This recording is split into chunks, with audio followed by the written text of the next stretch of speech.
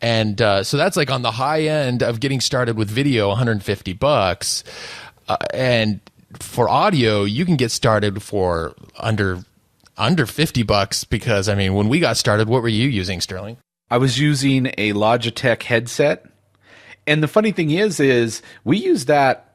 Well, you had a nicer mic, I believe, because of, doing the music stuff or something, didn't you? Is that how you had that? Yeah. It was a $100 mic. Yeah, exactly. And so, I didn't know if I wanted to spend any money on it yet. And so I used that mic for probably, 30 or 40 episodes. Just a little under $50 Logitech, you get it Office Max or something like that. And that's it. And then, we were using the software that's absolutely free. So we did the podcast with just what I already had. I had the headset for playing video games and just happened to, so I didn't, end up spending anything. But even if I had it would have been, $40 and that was it.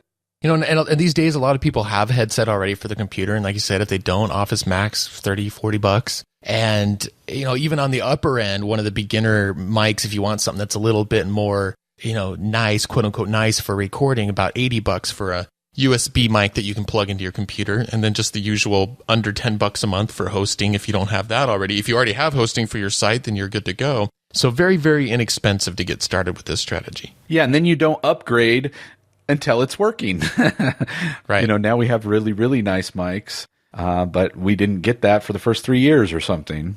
Yeah. And, the setup I use now, which I got last year, and it took us 5 years or like about 4 years to get to the point where I even upgraded to this, was still only like $600. So it's not like we went and spent $5,000 to set up a recording studio or anything. And that was after, a few years that I decided to upgrade to that. So yeah, and I thought it was so crazy that I'm spending $300 on a mic.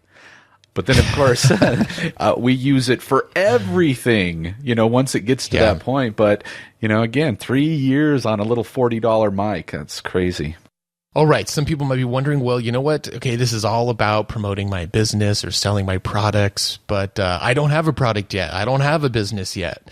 And I'd say, perfect. This is how I started every one of my businesses. When I didn't have a product, no one knew who I was. I just had an idea of what I wanted to talk about. I knew I needed to start attracting followers. I need to start attracting potential customers. I needed to start building my email list. I needed to find out what those people wanted. And this was the way I did it. I created great content that those people just started gravitating to. That's why we call it magnetic media. Pulled those people in, started building my list very quickly. And then I was able to say, hey, what is it that you guys want? And that's how we started Internet Business Mastery as well.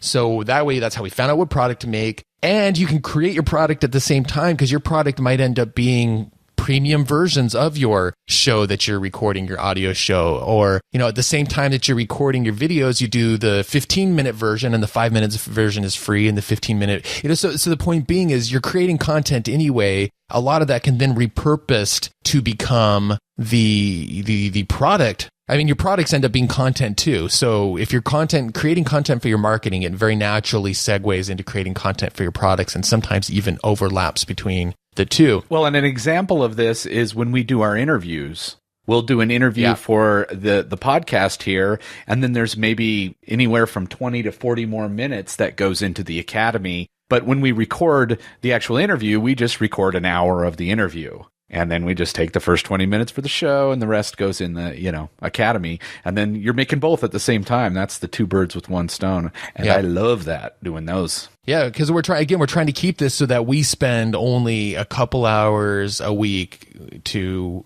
generate our traffic. And that's kind of, that brings us into the next objection, which is about, well, I already have so many things to do in my business. How am I supposed to find time for that? And, this strategy, the awesome thing is this is high leverage, meaning not only is it traffic generation or traffic attraction, as we like to call it, it's at the same time, it's list building and customer loyalty and product creation all rolled up into this one strategy that you're only spending a couple hours a week doing.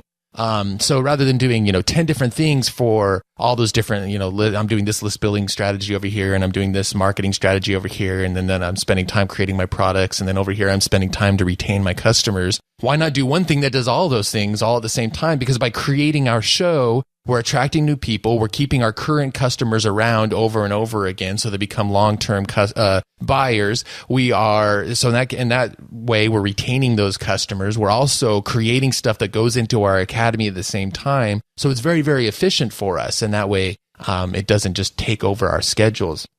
The other thing that I would point out that's really, really important to realize is, in the end, ideally, and it's not going to be this way at first when you start out your business, but the ideal, in order to be a business owner, that you own a business that you work on and not in, that it's not a job for you, that it doesn't take over your life, that you don't become that quintessential self-employed person that we laugh about and cry about because all of a sudden you're working 60 to 80 hours. It's the joke that, being your own boss is great because you get to set your own hours. You get to choose which 80-hour block in the week you want to work. And, because a lot of people start a business and it does take over their lives. But really what it should be is, if you set up your business in the right way, there's really only 2 or 3 things that you should be spending your time on, only 2 or 3 hats that you should be wearing. And 2 of those are marketing and strategy. You're the one that's going to be the best marketer for your business. You can hire people to help in that process, but you are the one that's most invested and knows the message the best. And then the other is in creating new products, creating new content that you sell.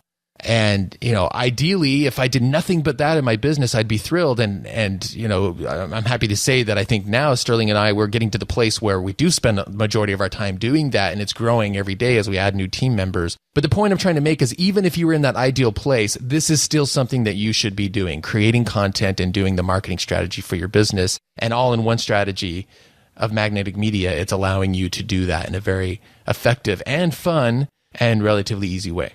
And I guess I would point out that we have a system. We have gotten this to a system of doing this where we do only spend that couple hours when we outline the show, we get together, we record it, and then it's handed off, and the rest is taken care of. That's the last we see of it.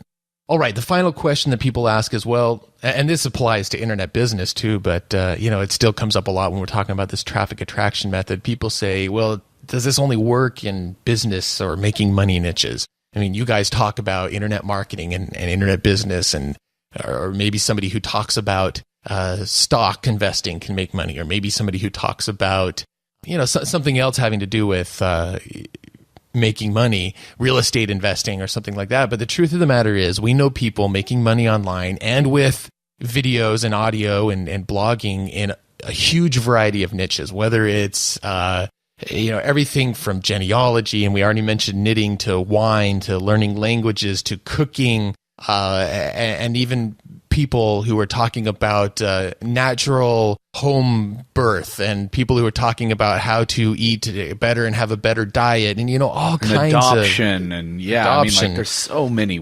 areas, and it just comes down to that big question that you should be asking anyway when it comes to choosing your niche, choosing the place. Is a couple questions: are you passionate about it? But then also, does the audience have some kind of irrational passion or some kind of urgent pain that you can solve through your content? And if the answer is yes, then go for it.